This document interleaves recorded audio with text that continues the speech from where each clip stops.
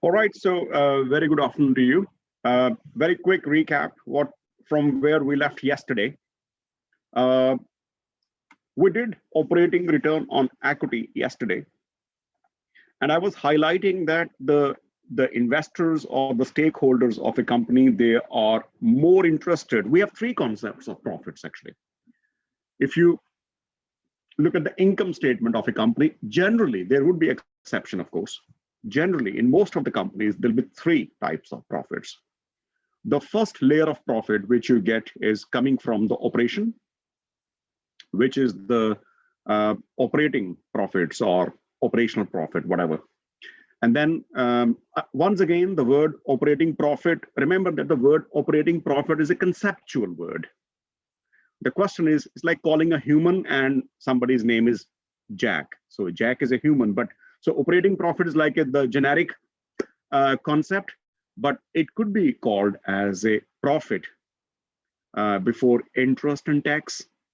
It could be called as a earnings before interest and tax. It can sometimes even called results before, just results before interest and tax.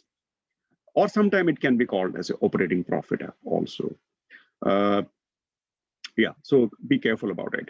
And the first layer is operating profit, and then we adjust for the interest, the finance cost, and then we have the profit before tax. And then from the profit before tax, we adjust the tax which companies pay. And then finally, what we have as a residual or leftover is called the net profit or the profit after tax profit. So the profit before tax and then the profit after tax. So we have operating profit, profit before tax, and the profit after tax. Let me revise. Operating profit I call as a profit before interest and tax, then profit before tax, and then the profit after tax. So these are three layers of profits, but generally speaking, many shareholders, they are actually interested in the operating profit. I'll give you one example here. If you are an investor who is either existing investor or you are planning to invest in the companies such as Apple, Microsoft, Tesla. I name these companies because these are really hot favorites of investors. They have always been investors, darlings. The people love them for many reasons.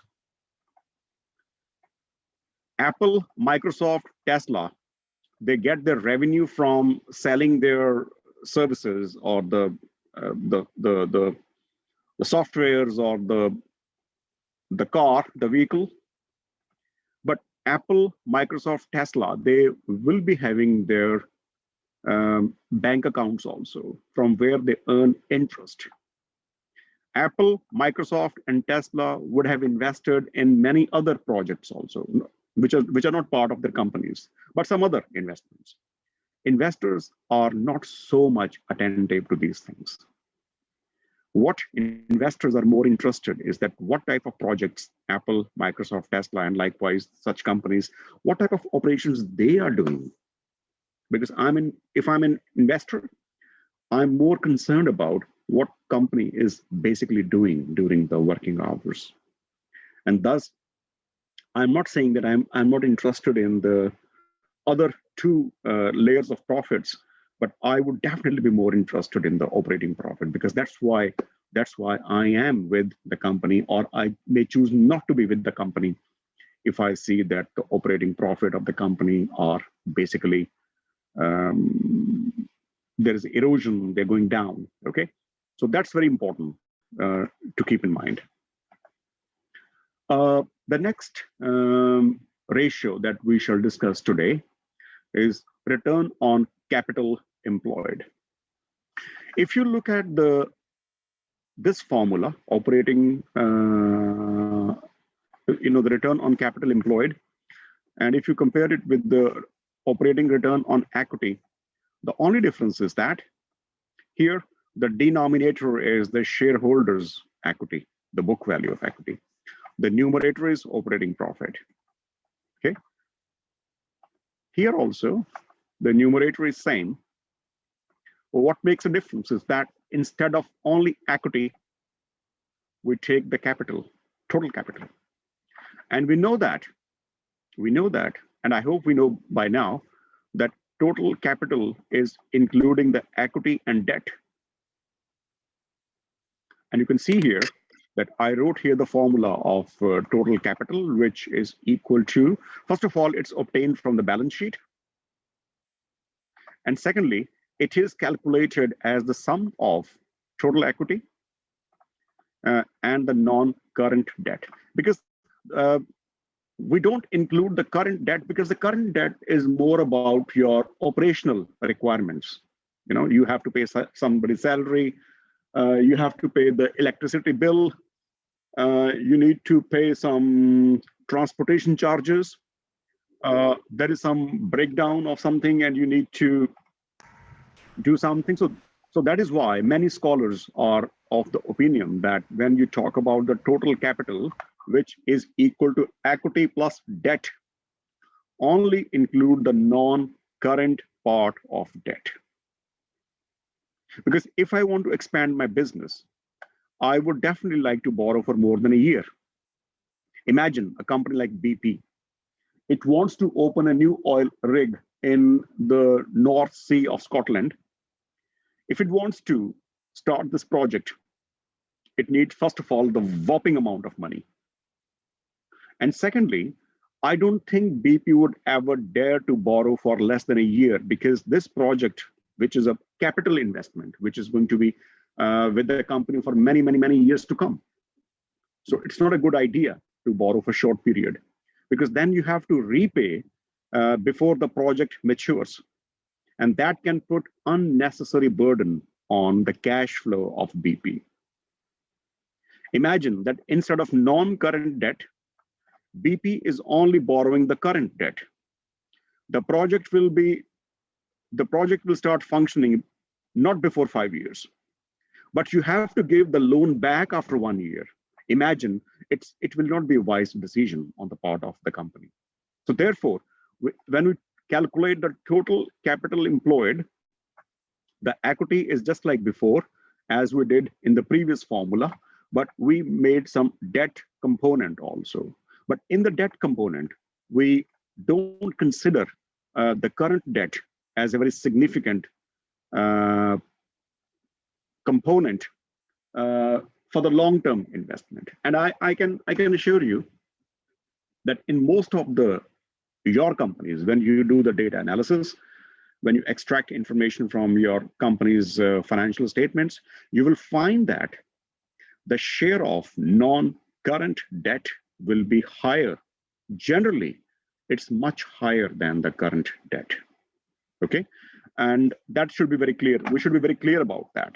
Okay, even though if you are doing the calculation and in the total capital employed, you happen to add the current debt also. So you, instead of calculating non-current debt, you calculate total debt, which includes current and non-current. Believe me, I will not be angry. Okay, but if I see from a very Puritan point of view, if I see from very logical point of view, then the debt should only represent the non-current debt. But I repeat, in your calculation, if you by chance happen to take total debt, current plus non-current, that will not be a crime, to be honest. Okay. One more thing I want to mention in this slide is that because you're exploring so many companies and the accountants don't use the academic expressions. Debt word could be also expressed by finance debt, or the borrowings, or the interest-bearing liabilities, or even sometimes bank loans. That is another word, bank loan. And I left the space open because there could be some more names also, which I am not aware of. Okay, but as long as you can get a clue, that's enough. And if you are in doubt, always ask. Always ask. Asking is very important. Okay. In this course, the one definite way to get low grades is that you ask me or Seher. maybe 3 or 4 days before your presentation. So I'm not sure if there is a definite way to get 5 grades, but I know one way which is a definite way to get low grades. That is that you are having the problems, you are having some doubts, but you are suppressing them and you don't ask us. And when you start asking us, it's too late. Too late for you to understand and too late for you to incorporate those newly understood terms in your calculation. So please do it. That is why I'm spending a lot of time on this topic. Okay. Yeah. So the operating profit divide by total capital employed, and you know that the operating profit could be EBITDA or EBIT, even though I prefer this as more like earnings before interest and tax. Yeah, because I feel that depreciation and amortization are also part of operations. Because when you run the machine, there is depreciation. When you use the system software, there's amortization. So that, and you only use them when your machine is operating. So given the choice, this would be my most, if I say, favorite measure of operating profit. It could be earning, it could be called profit. So different companies use different name. In fact, the example which I take from BP, they also use the word profit before interest and tax. Okay, so I do this task very quickly for BP, and now I have BP company in front of me, so I can start sharing the PDF of. I hope you can see it.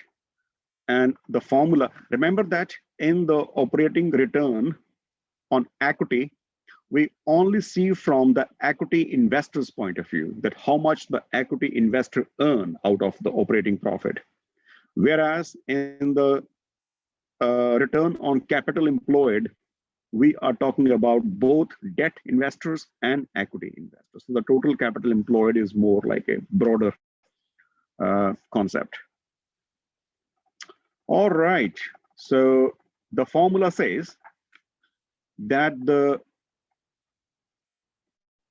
look, I was using the word earnings, but BP, my favorite company, is using the word profit. So there we go. But the idea is same. The formula would be earnings or profit before interest and tax, and then divide it by the total capital employed. And the formula of total capital employed is in the balance sheet, which is basically the equity plus the non-current debt,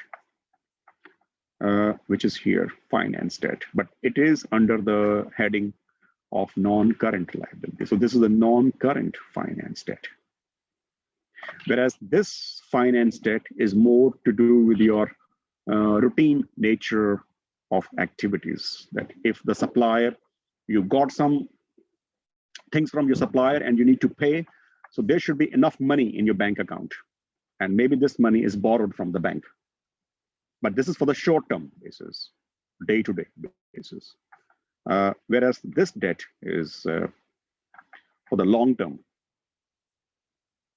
For example, if they want to make some oil rig or start operations in a new country, or want to start a new project in the same country, or they want to make some new massive amount of some investment. Maybe they want to do some clean oil, the clean energy. They find that the traditional oil which they supply is now under the is a bit kind of environmentalist and other people. They are very anti again. They don't like it. So perhaps they are improving the quality of oil so that it doesn't make so much of it's not so toxic, basically. So here we add the finance debt, the non-current one, and the total equity. So when you add these, it becomes total capital employed. And thus you are able to calculate the return on capital employed.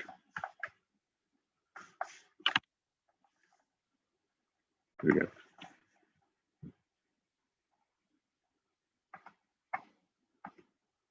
Okay. Another performance measure, another measure of the company's performance is called asset turnover ratio. The asset turnover ratio is that how quickly, how fast you can convert your assets into revenue. And this kind of ratio is very important. I think, it wasn't day before, it wasn't yesterday, but maybe the last week, when I said that in some companies, I think I gave the example of my friend who's a movie director, and he's a cinematographer, and he's charging a lot of money from, in my opinion, from the companies who ask him to shoot those movies and documentaries. And he said that he has no choice, but because the technology runs so fast, it changes so fast that if it doesn't charge very high price, maybe his camera and all the apparatus would become obsolete. Okay, so this formula is very important for those companies which are using lots of intangible assets, and where the probability that the technology would change so fast that the company's assets would become obsolete, out of fashion, basically. No, they are out of date, so nobody would use them.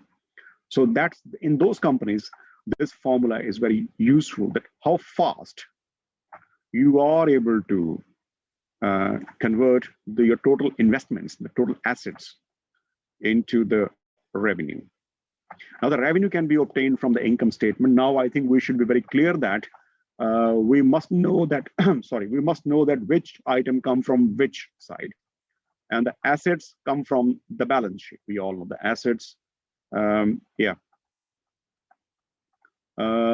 So the revenue can be obtained from income statement, then asset, I can say balance sheet. But at some stage, I will stop writing these hints, because I would assume that then you know which word is this, balance sheet. Okay. Good that I didn't put I.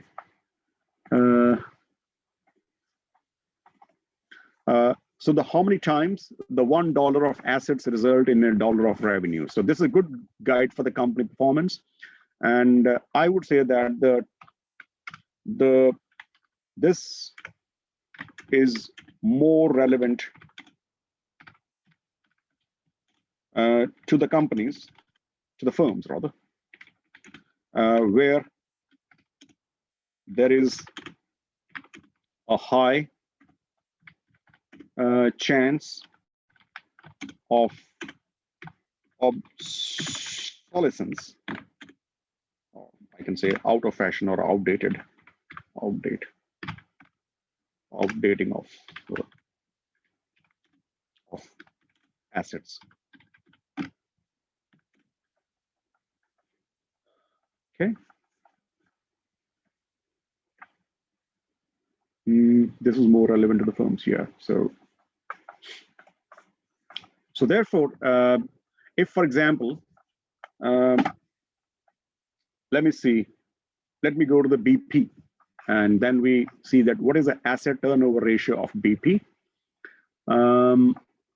If I stop and I share the new one, the PDF, so the revenue, of course, come from, this is the total revenue, sales and operating revenue, 278,397, and I try to calculate so that I can show you. So calculate. So last 278. What did I say? 278 what? 397. 278 what? 397. 397.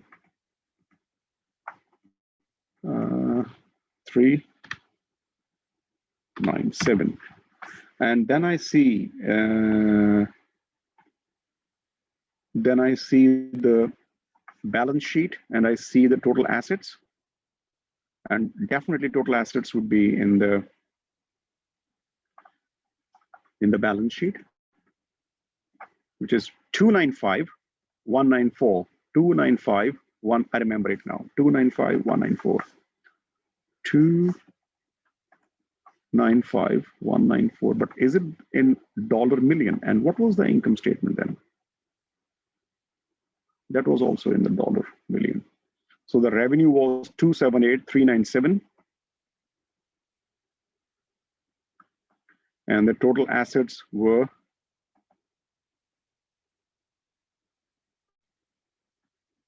295, 194. So if I divide them by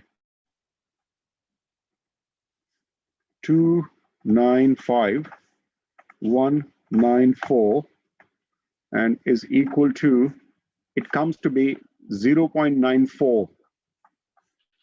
0.94. And it means that, basically it means that 94% of its expenses in assets, BP is able to recover only with 1 year's revenue. So you can see that how much they are charging. So in other words, the total assets, the 94% of the total investment in assets, BP is able to charge from its sales of oil and the other oil-based products in 1 year. For me, it's a bit shocking. To be honest, I was expecting that it will not be more than 30, 31, 32%, or even low. But to me, it's like a shock that, hey, I could imagine that the companies where the IT, the tech-based or these intangible assets-based company, where the asset can become obsolete. That's why I use the word obsolescence in the slide. But now when I see it, it's a shock to me that they are able to recover their cost, 90% of their cost only in 1 year. My. Scary. It's too high. It's too high.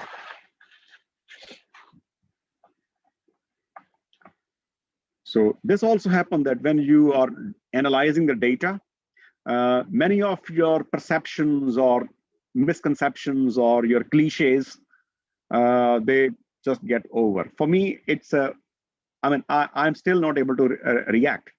After the lecture, I would think it even more that how is it possible that a company like BP, which is very much based on tangible assets, how it is able to recover 90% of its total assets value in 1 year's revenue, not even 2 years. Oh, well, the world is full of surprises.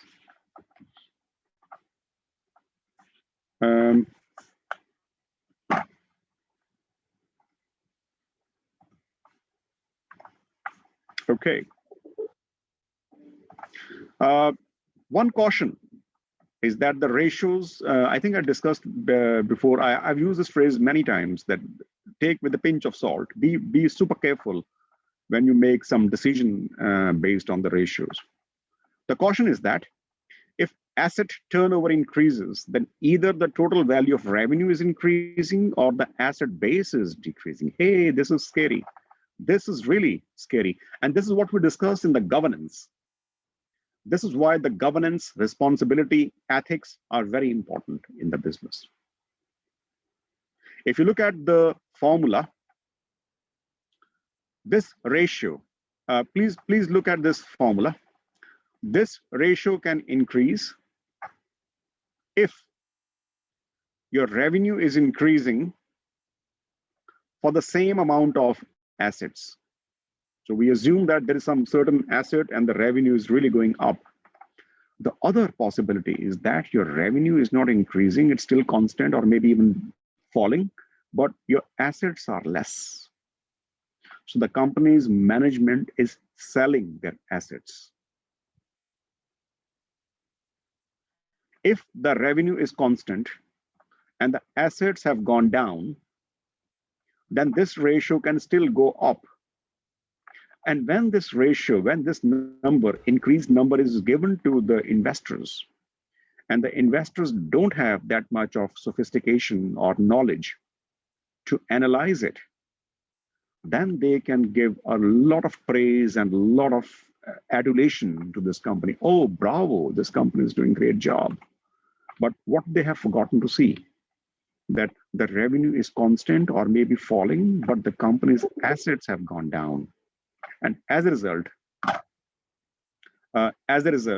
the asset turnover ratio is going up, even though the company is slowly inching towards bankruptcy. And this often happens in case of, if you look at the history of some of the bankrupt companies in the world, if you want, I can share the list with you. You will find that their financial ratios were never bad, actually. On the contrary, they were very nice. They were quite good. So you really need to, when you see some good news, some really promising number in the website or in some published data, then it's your job, it's your moral duty to investigate and see that, hey, is it because of the good reason? The good reason is that the revenue is increasing for the given amount of assets, or is it so that for the given amount of revenue, the assets are going down? The bad reason. If this is happening, then this is sinister. Then this is something not sustainable. And I don't think, if the company is hiding this information from the investor, from the stakeholder, then it's doing a big crime. It's unethical. The company will not be sustainable. And this is the bad governance of the company. Somebody has to be accountable for it. So be careful that this phrase is very common. This apply for all the ratios. Maybe for some examples I do this phrase, but some I don't do. But when you start getting more and more, aware of these ratios, then you will start thinking that, is it a good, if this so-called promising number, is it for the good reason, or there can be something wrong behind it, or there can be something conspicuous about it, which you need to investigate.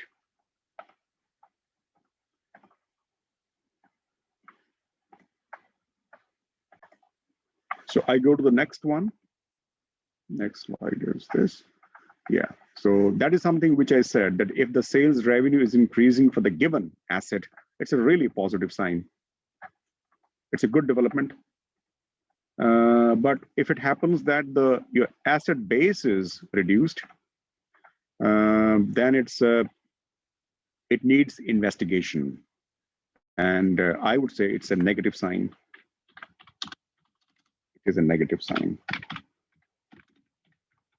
Even though the ratio is looking good, but the development is negative.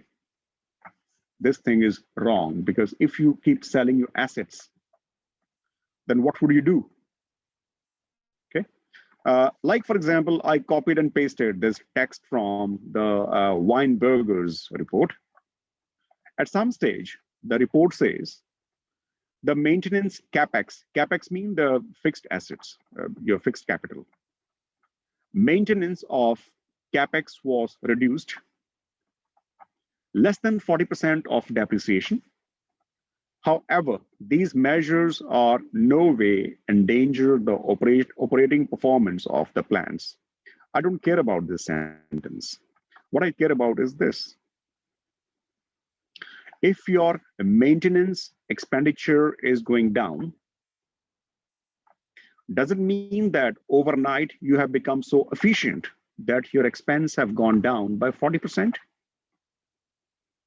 Or is it so that you have few assets? So maybe you're selling your assets. And when you are selling your assets, you have fewer assets.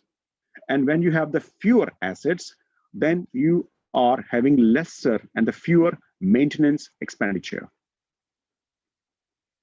On papers, it looks good that your maintenance expenditure are going down, so you have become more lean or more efficient. But is it so that the maintenance expenditure have gone down because you have sold assets? That's something fishy, I write here. So when I read this kind of situation, I go up and see that, hey, I would look their assets that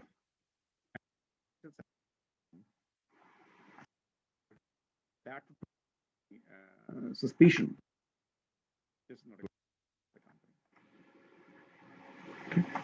So therefore, this kind of consciousness will not come straight away, but over the time, if you remain in this field, in corporate finance, then these things will come more in your mind more often. This kind of what we use as a phrase. I think did I share this word with you? This attitude of skepticism. We don't become cynical, but we see with the skeptic. We see things like as I said before, that we don't take we take things with a pinch of salt. We don't just trust everything that company says. So we do, if we see something which was really bombastic, then I would examine it and see that if it is really deserved to be a good sign or a bad sign. So, and this kind of investigation that we do in our research is called corporate governance, that where we see that is company being governed in a positive manner, or is it something they are basically cheating the stakeholders of the company? It's unethical, but companies do cheat. What can we do?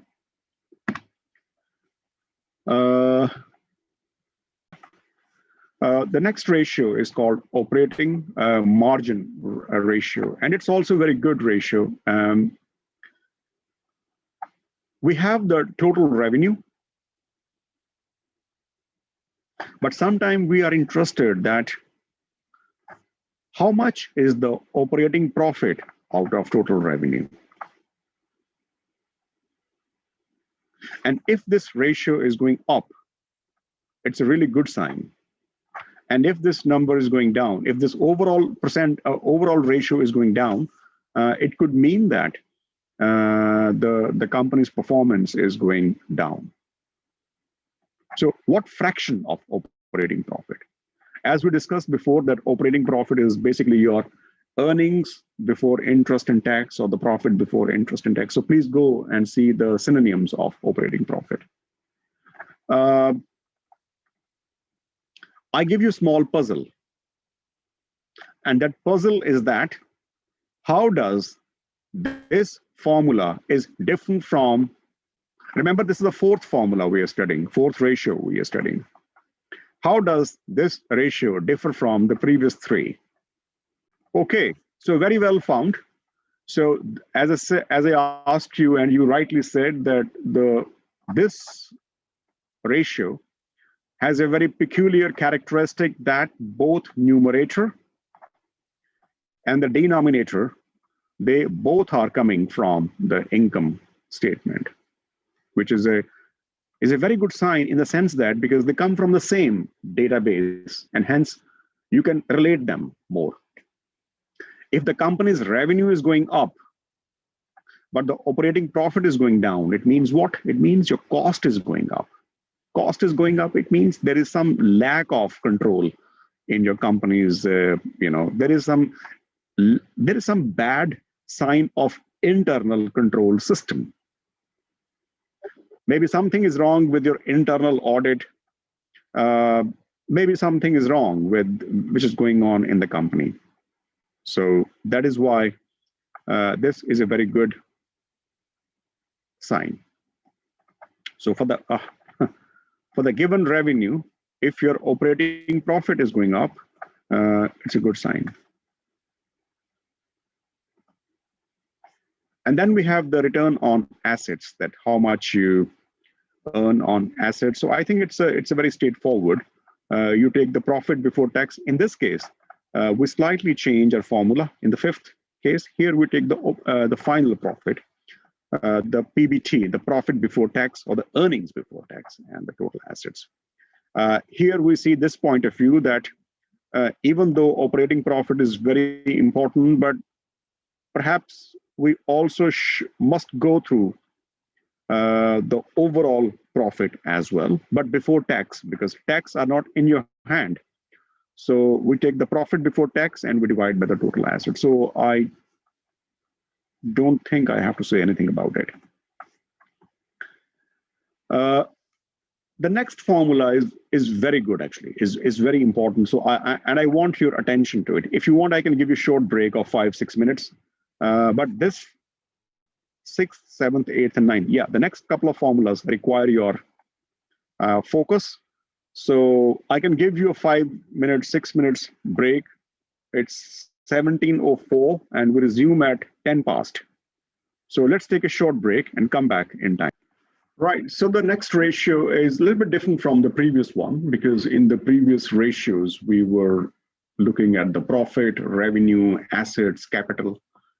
Now we go a little bit more in the factory premises, actually, that how the factory thing is going on.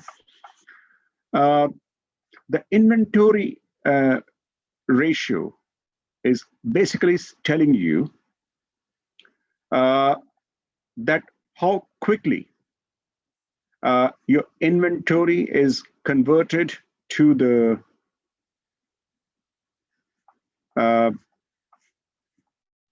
cost. So basically, it means that if you are buying the inventory, how quickly you are converting it to when you make a output. So it's like an input-output thing. So how fast you are making the input into the output. So this is called, is a good indication because if you are converting your input to the overall output fast, it means that you need to maintain your supply chain so much so that you don't run out of inventory. And if you are converting your inventory, your inputs to output slowly, then you shouldn't be having too much of storage of inventory because that could be a waste, basically.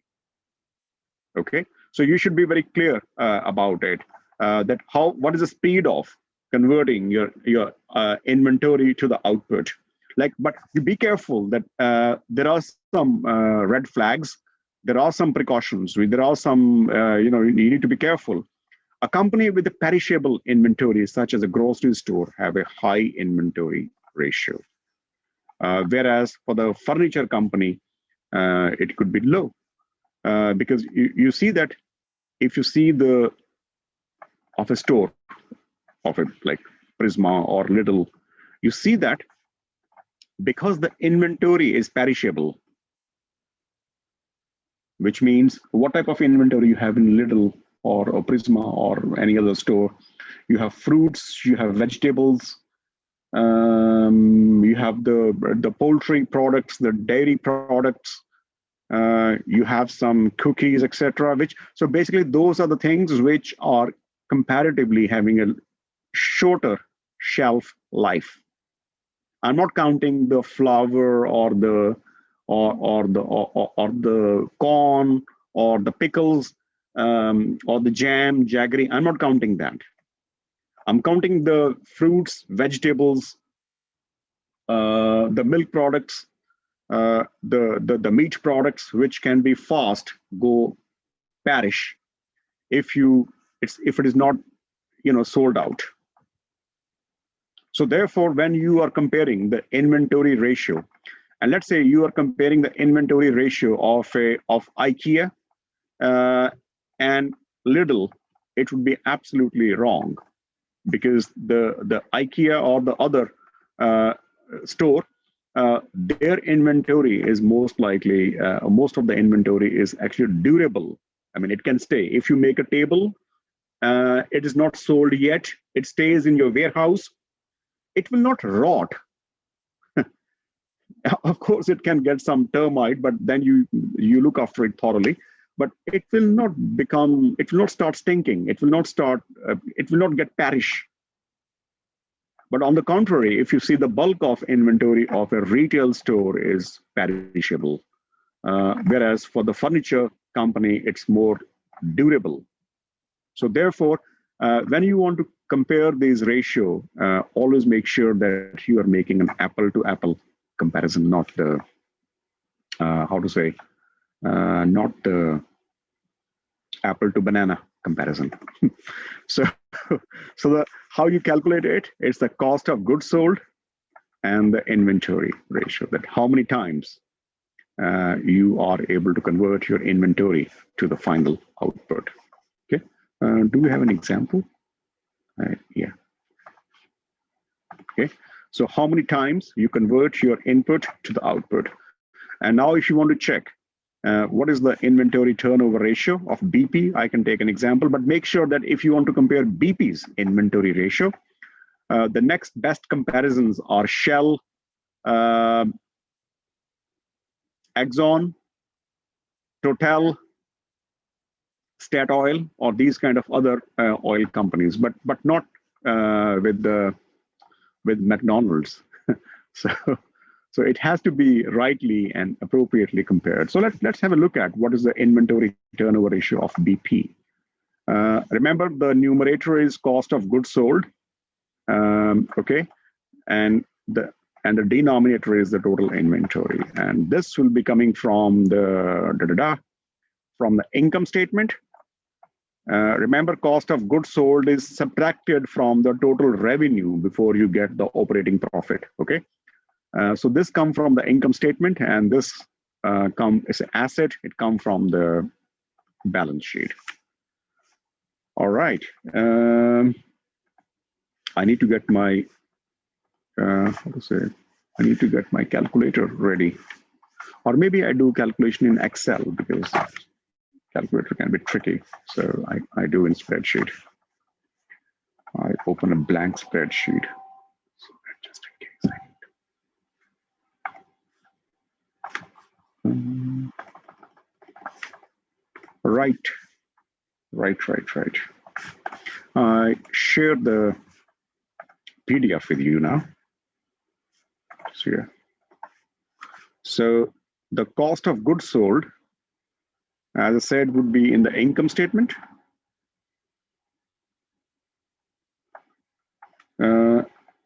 Which is this. So this is the total cost.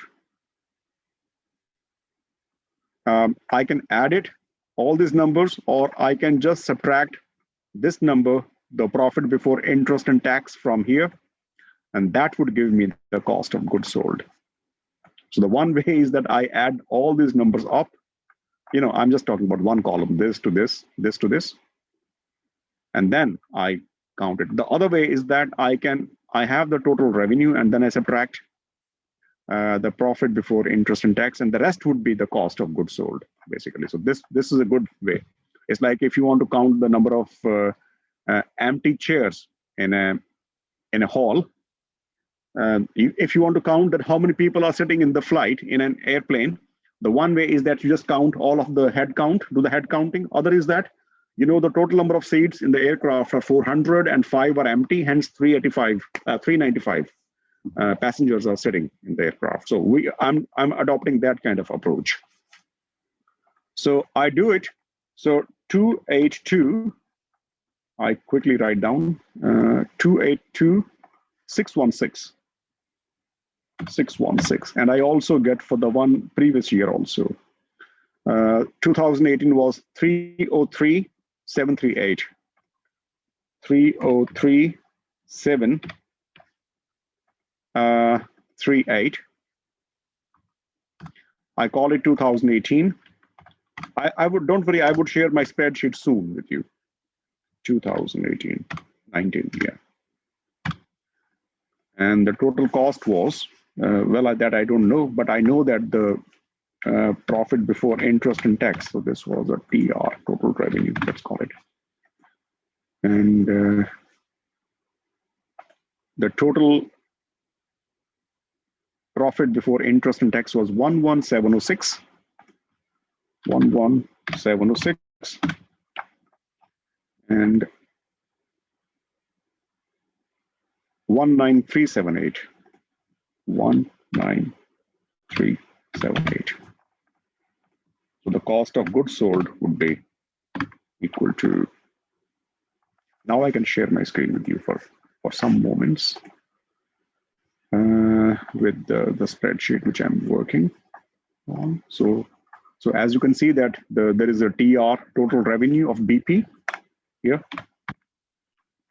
19 and 18, because I have to add all these numbers to calculate cost of goods sold. But I found a solution that if I have total revenue and if I subtract my operating profit, the rest would be my cost of goods sold. Okay.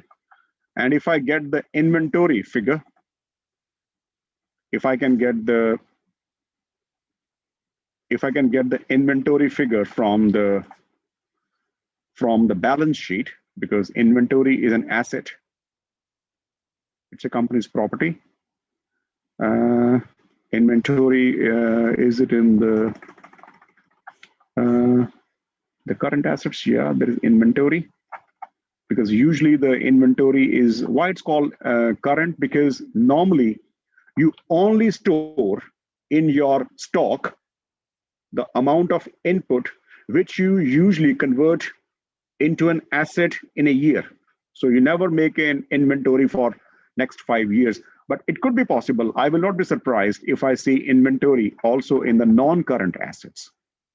Okay, but let me double check. There is no inventory, no long-term inventory, no. So the only inventory I have is in the current assets. So it means that BP only have a stock of input which it will be using within a year, so not beyond a year. But it's not a bad idea for you that when you are calculating the total inventory to have a quick look in the non-current assets too, even though the most important catch would be under the current assets. So remember, it's 20880. Okay, first I write 20880. Inventory, I would share my spreadsheet with you soon. So it's 20880. 20880, and the other figure is 17988. 17988. Now I come back to and the formula was cost of goods sold divided by total inventory. Now I bring you back to the spreadsheet which I'm using. Oops. So the inventory turnover ratio, I'm using abbreviations, and I hope you can see the spreadsheet now. This would be equal to cost of goods sold divided by the inventory. And because the decimal, the fraction in this case, fraction is irrelevant. So if I change it to the number with no decimal, okay, it means that, now this thing is very important, which I'm going to say.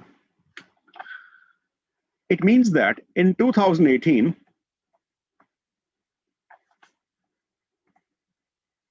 BP was able to convert its inputs to output 16 times. 16 times. Whereas in 2019, so first of all, this will not be any, so it will be times. Times mean number of times, how many times you do something. So in 2019, the BP is only able to convert its inputs to output 13 times. It means there is a, if I create a number minus this, it means it's a sign of inefficiency. So basically it's a sign of inefficiency. More you are able to convert your input to output, it means that more active, more operationally efficient your company is. But if you are able to have less a ratio, it means that, and here you can't blame me that I'm comparing BP with McDonald's. No, I'm comparing BP over 2 years. So it's a cross-section, comparison. And it's a big fall. It means there's a one very important factory level operational inefficiency of BP that we have spotted here. Okay, and then if I go further, and I take you back to the spreadsheet, sorry, the slide. Where are we? There is a slide right there.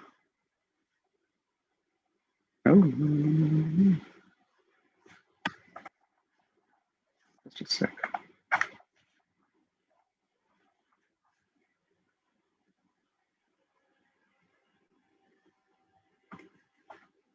Share. Yeah, now it appears. Okay, so you can see that how many times you are able to convert. BP was able to convert 16 times its input to output last year, 2018. But in 2019, it was only able to make it 13 times. So there is an operational inefficiency. Something similar based on this is that how many, if you know that how many times you are able to convert your input to output, the next question is that how many days you should be having your inventory stored in your warehouse. In other words, if some companies inventory turnover ratio is 5.463. Well, why it's 5.463? Let it be 5. So it means it's 73. 73 days. If your inventory ratio is 5, and 365 means the 365 days a year, it means that at any point of time, you should be having for the next 73 days input in your warehouse all the time. You see, you never buy the input in the morning and then you process later in the afternoon. No, you must be having some inventory. And what is meant by inventory?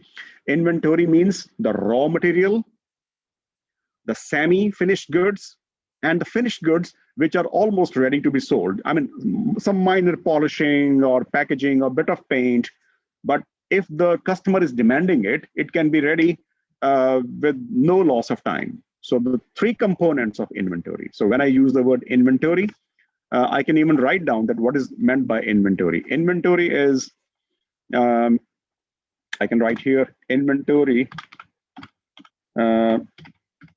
consists of raw material,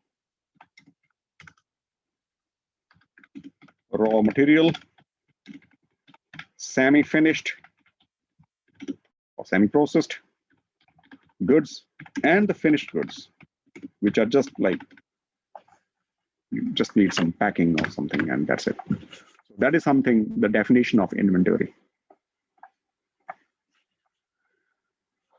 And it means that you also can determine that how many days inventory you must maintain in your stock. Let's go back to BP. And now I want to find out that how many days BP should stock its inputs to run smoothly.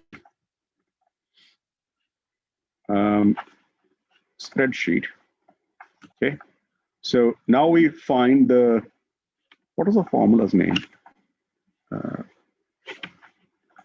It was inventory days in hand. So how many days of you should have? So 365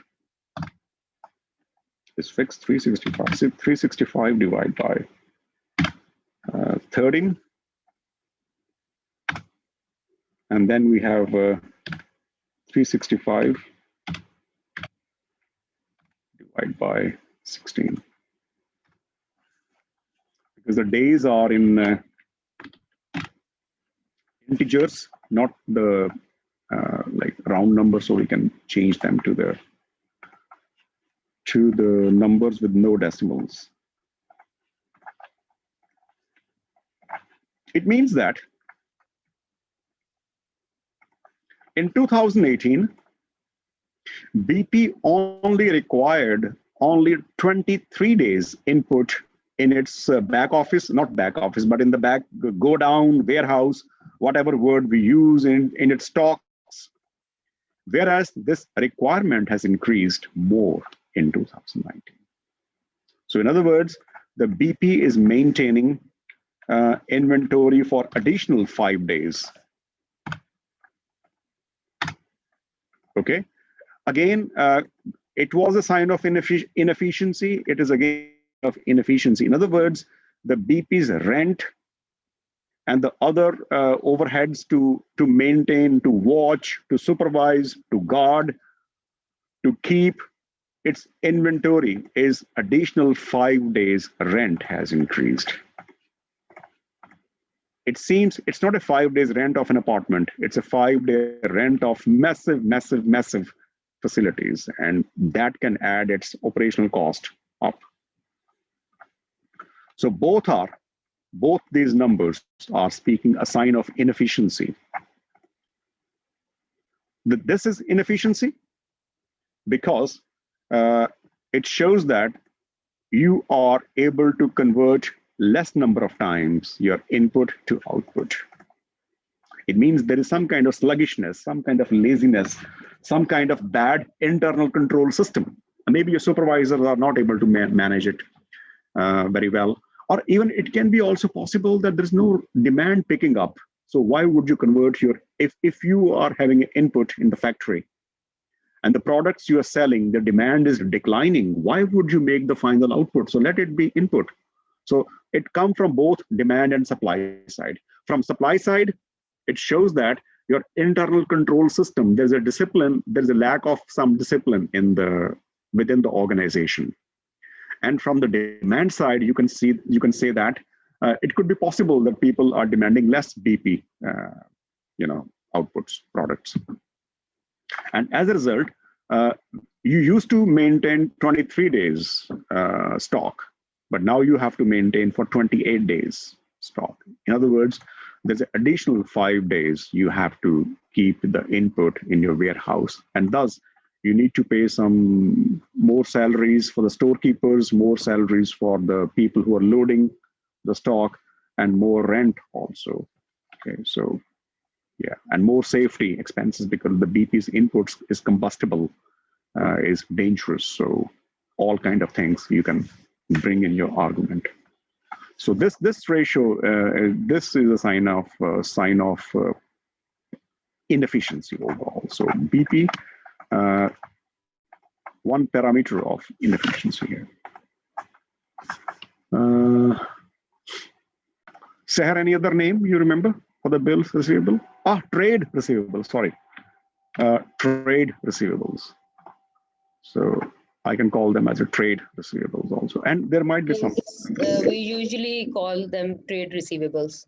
In this, bill receivables and account receivables both come in trade receivables. So let's call them as a AKA so that we know that we can also call them as a here. And I make a space. It's not the same here. I want to ask you something.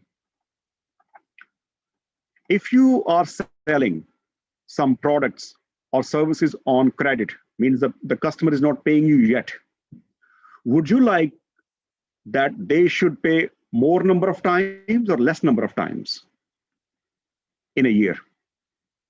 So let's say, forget about the cash sale. That's very straightforward. They just, you give them something, they pay you, story is over. But my point here is that, would you like your customer should pay you faster or slower? Those who buy goods on credit. It again, yeah. But yeah. Do you like your customers who buy goods and services from you on credit? Do you want them to pay faster or slower? Think about this thing.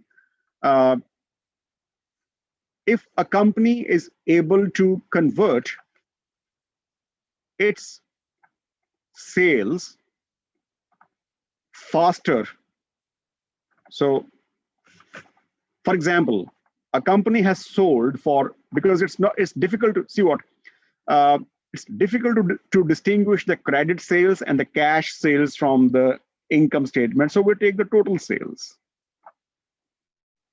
Or I don't know why I use a sales. I can just say sales, net sales or gross sale, doesn't matter. So sales revenue, sales revenue, even though it's the same thing. Sales revenue, I can see from the income statement, and then the accounting receivables I can see from, or the trade receivables I can see from the balance sheet. They are my assets, remember, because people who haven't paid me yet, I have a claim on them.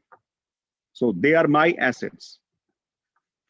And if it happens that I made a sale of this many dollars and my receivables are these many, so I find the ratio, it comes to be 9.42. It means that there are about 9.5 times people pay me. They pay me faster. But if this number is 7, it means they pay me less frequently. And if this number is more, it means they pay me more frequently. More frequently they pay me means my treasury, my cash cycle will go smoothly. I would be able to pay to my wages. But if they pay me less frequently, then I will find it very hard to pay my salaries, wages, interest, tax, and all that stuff. And it could be possible that I even have to borrow from the bank to pay salaries to my staff and rent of my building. So given the choice, I would like this number to go up as possible. So larger the number, more efficient is your company's operation. Why operation? Because people who collect this money, or who are chasing your customers who haven't paid you yet, they are part of your operational activities. So they are your administrators, they are your managers, they are your accountants. So they need to chase them. Okay, so let's see what is the situation for the BP. So remember, sales revenue divided by accounts receivable. I'll keep this formula in my head, and then I share the screen with you. So the sales revenue is here. BP's sales revenue. Now, how much is this? Well, the sales revenue is 278,397.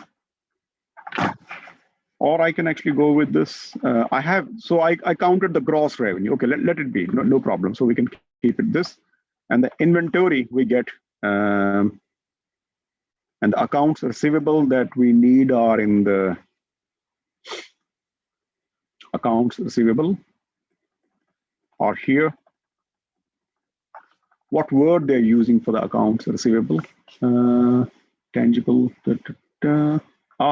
trade and other receivables. And remember, these are under the heading of non-current assets. It means there are some customers who will pay you beyond a year. So, and then there are also customers who will be paying you within a year. So I have two types of trade receivable. So, okay, so very quickly I create my spreadsheet. So I have the current receivables, and I have the non-current receivables. I will show you the spreadsheet a bit later, but let me put the inputs first. And then I have the total receivables. Total.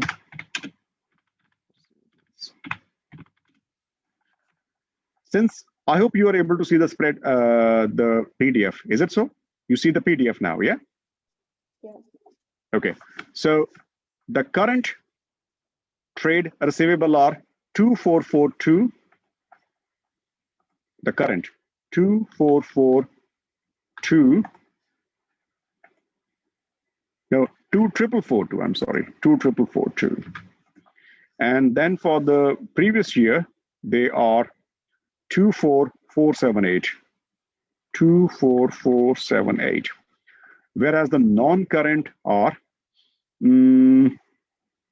so 2147. So you compare this with this. This number with this number, and you find that most of the customer who owe you, they will pay you within a year. So this is very small fraction will go beyond 1 year.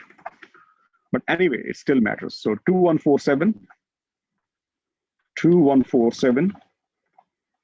and then for the last year it was 1834. 1834. 1834. Now I bring you back to the spreadsheet. Spreadsheet is here.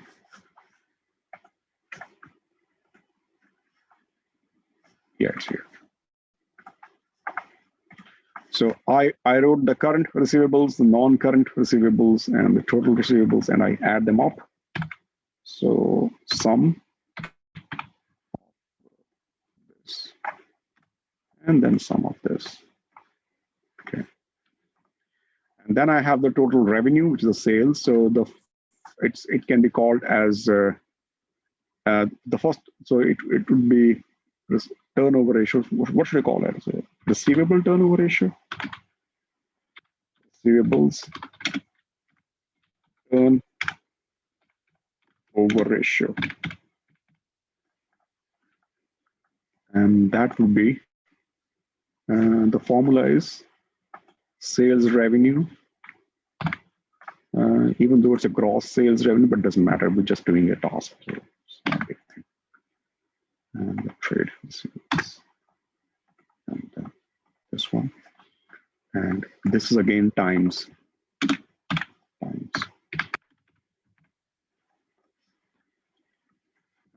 And I would like to rather the integers, so the final without any fraction or something.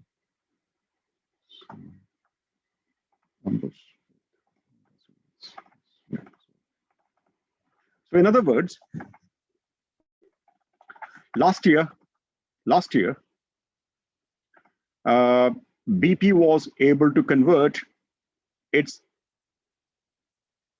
buyers who bought on credit 12 times into cash to make them pay 12 times. But this year it's only 11 times. May I ask you, is it a sign of efficiency or inefficiency?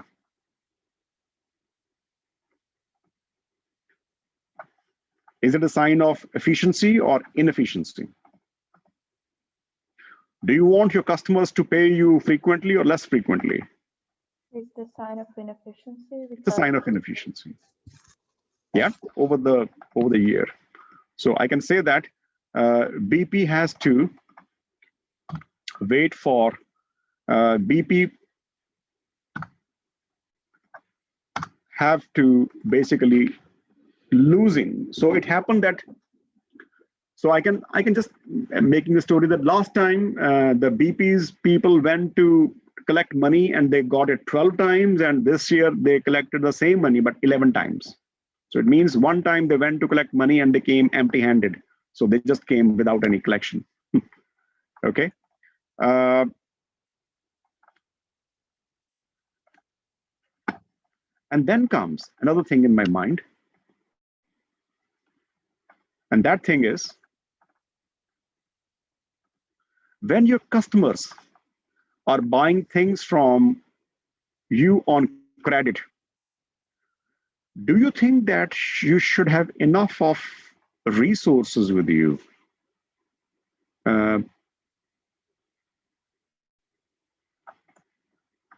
So basically,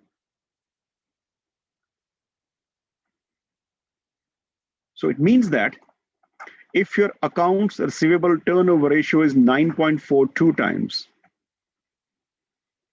it means that you have to wait for average customer 38 or 39 days before it pays.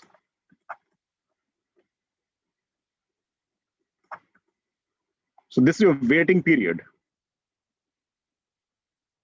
And if they pay you more frequently, in other words, this number is more, then the waiting period would be small because the denominator is big. But if this waiting period is small, if this frequency of getting money from the customer is small, so you get less number of times money from the customers, then obviously your waiting period is more. It means, so basically it means that for 39 days, I have to make sure that I have enough cash to run my business because my customer will not pay me before 39 days. During the next 39 days, I have to pay wages, I have to pay tax, I have to buy inputs, maybe my machine can break down, I have to make some transportation expenses, all kind of expenses. So should I not make any spending because the money will come after 39 days? No. People who I owe money, they will not wait for me. They will not wait for this. They will ask me to pay immediately. I can't take an excuse. So therefore, more frequently your customers pay, less number of times, less number of days you have to wait.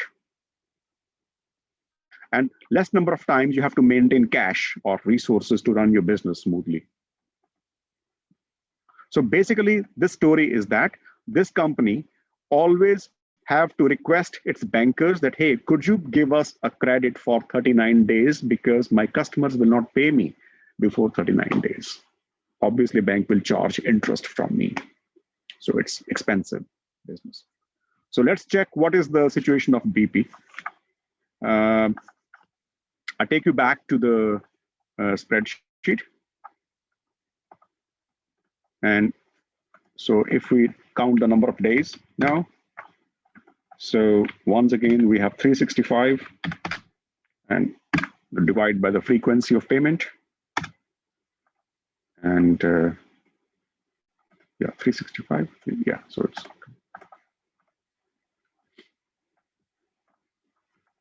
And I keep it in the bold, this also. Bold, I change it to so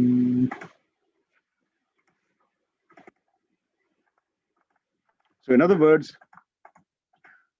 in 2019, BP has to wait for additional 2 days before your customers pay you.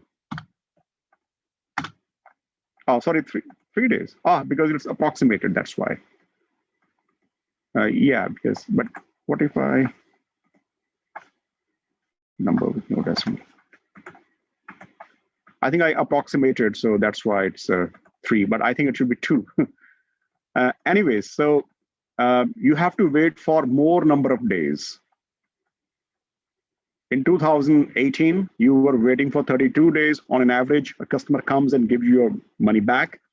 But in 2019, you have to wait for 34 days before the customer comes and pay you back. So it means that you have to request your banker to give you credit, short-term credit, for 2 more days, and thus you have to pay more interest to the banker.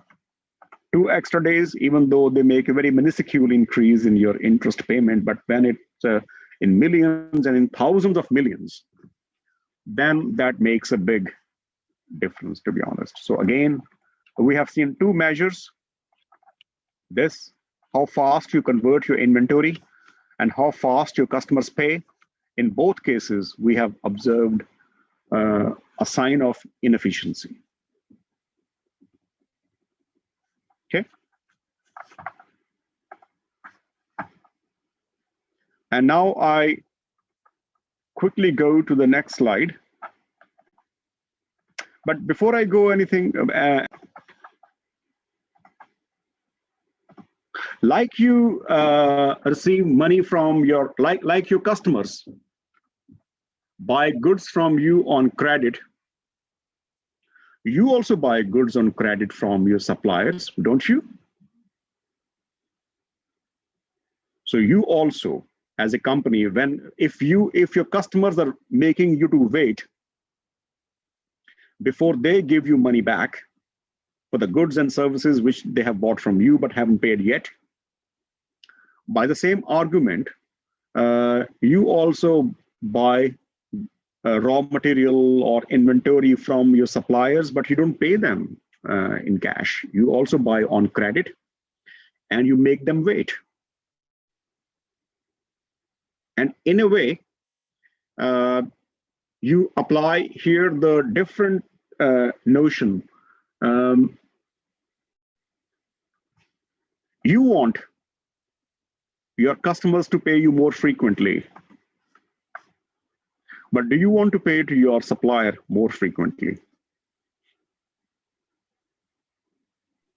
Of course, if you pay them not frequently, they would be angry. But keeping all these things, just see the reverse order. That if you want your customers to pay more frequently, do you also want to pay to your suppliers more frequently? Or you think that, okay, because this cash is there, so we can make use of it and we can pay the suppliers later. So the accounts payable turnover ratio is that how frequently you pay towards your goods purchased to your supplier. And the formula is cost of goods sold divided by accounts payables. So that part of the total production process which you have bought on credit means you haven't paid. The company in this example, fictitious example, has total cost of goods sold here, whereas its accounts payable, again, the accounts payable can also be called as the trade payables, only payables, or some other word. Just reverse the order, what I wrote in case of, so also known as payables, I can say bills payables or the trade payables. So just, so you know what I mean. So just reverse them, replace receivables with the payables. The rest will be same. So it means that you are paying 11 times. Okay. So now let's see what BP is doing in this extent.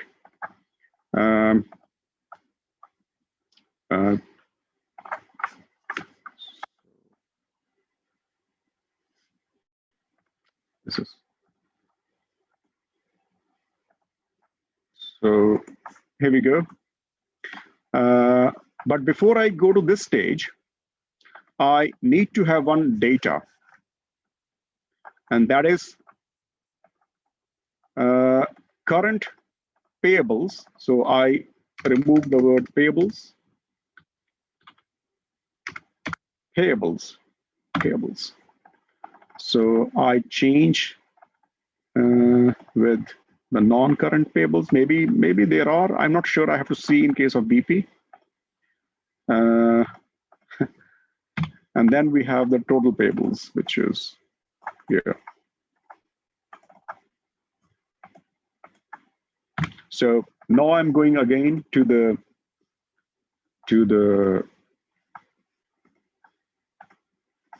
we have cost of goods sold, but we need to know the accounts payable. Most likely the accounts payable would be under the current liabilities, which is here. But I will not mind having a look at. I will not consider other payables because the word should be very clear. Okay, I'm including others here, but primarily they are the trade payables.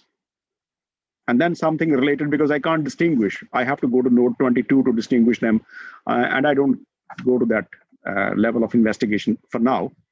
But if there is no word trade attached here, I will not take them. Okay. So in other words, we have only trade payables in the current liabilities, which is 46829. I quickly write down 46829. And for the previous year, it was 46265. 46265. So I bring you back now to the spreadsheet. And I don't need these things anymore because since I don't need them. So there is no non-current. So let's delete them.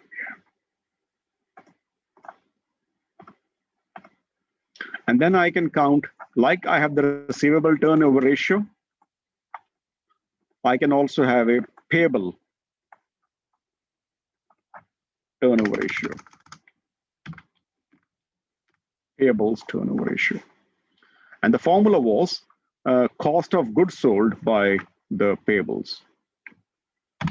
So I can just, no. I can just call them as total payables because the only payables are the current. So, but otherwise you can be mistaken that maybe we always divide by the current payables. Okay, so we have the cost of goods sold, which is here, and we divide by the payables. And then we go here. So basically, we can say that approximately there is a, if I only keep it to the numbers,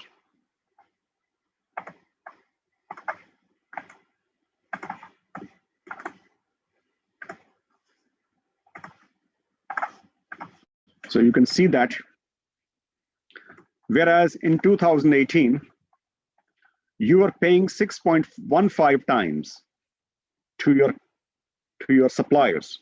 You are paying more frequently last year, but this year you are paying less frequently. So this is in a way, if you see from very selfish point of view, in a way it's a good sign. So you are delaying the payment, basically.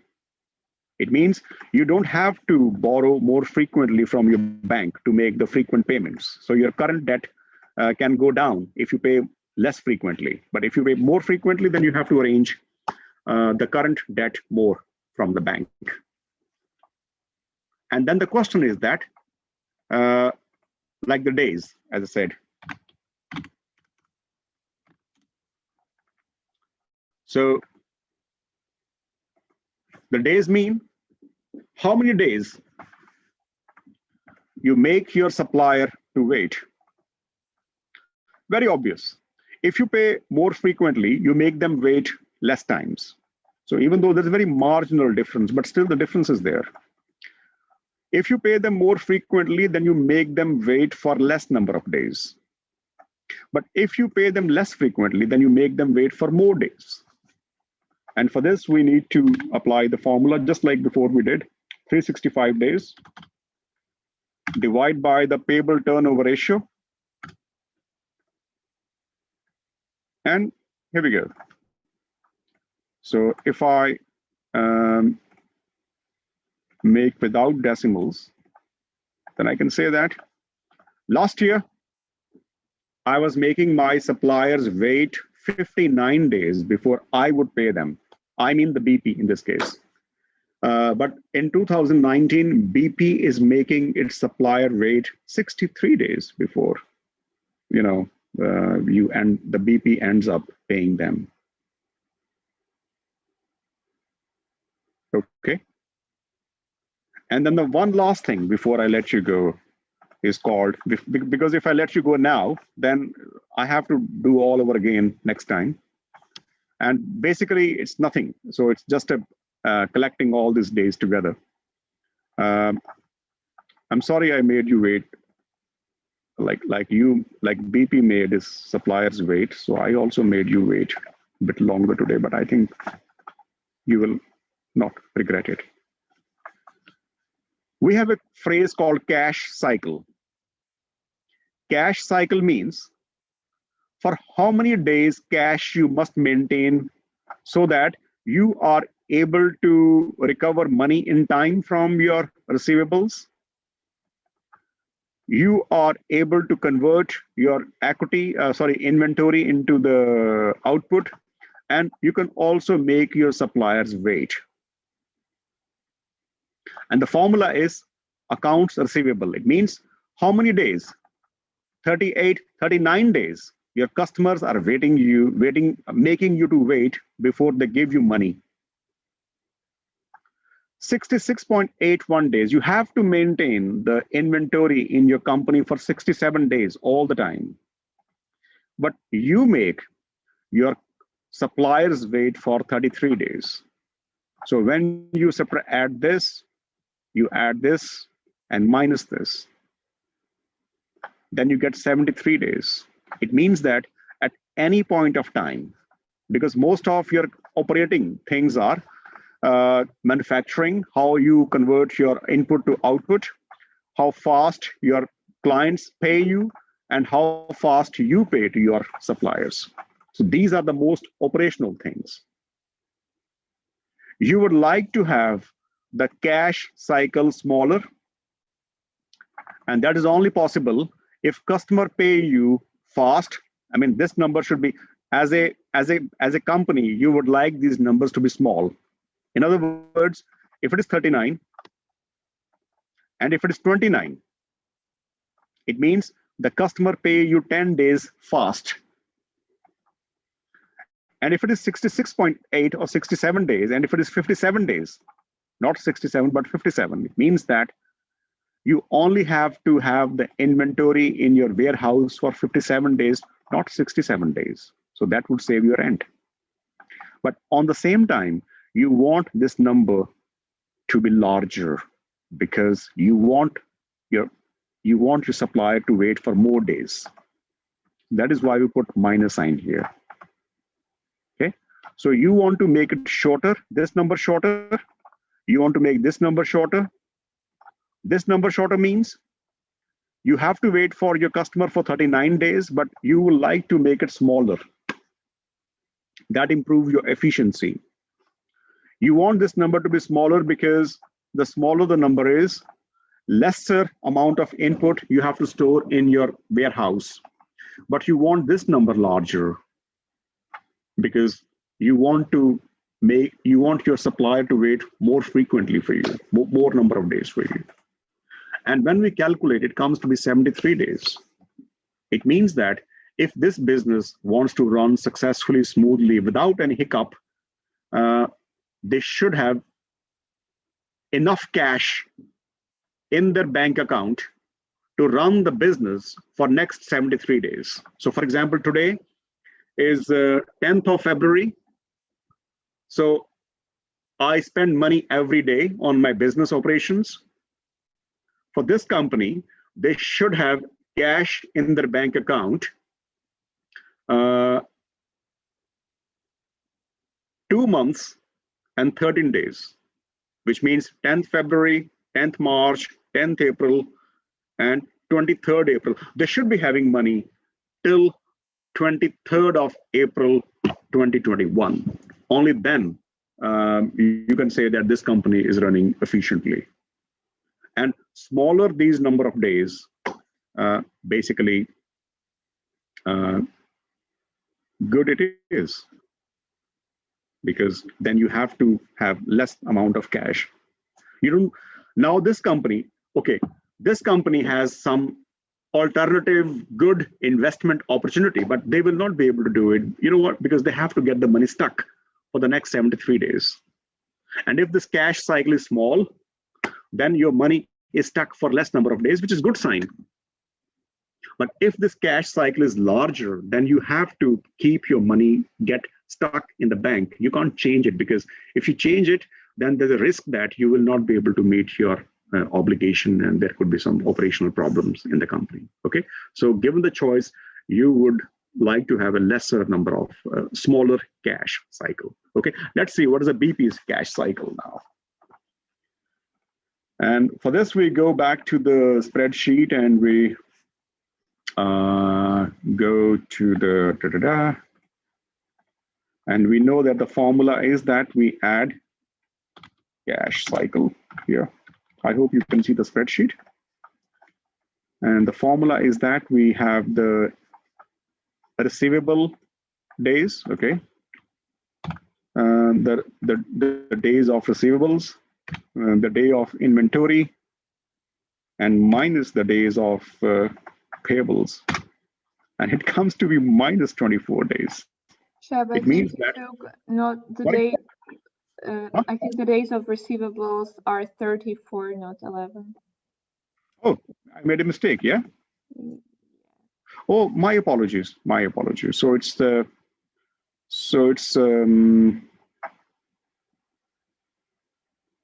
okay, I do it again. That's easy. So it is the days of receivables, which is here, yeah?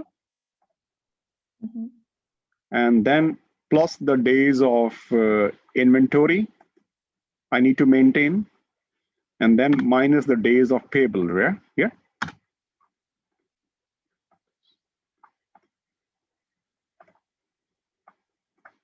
Yeah. So you see the cash cycle of BP is negative.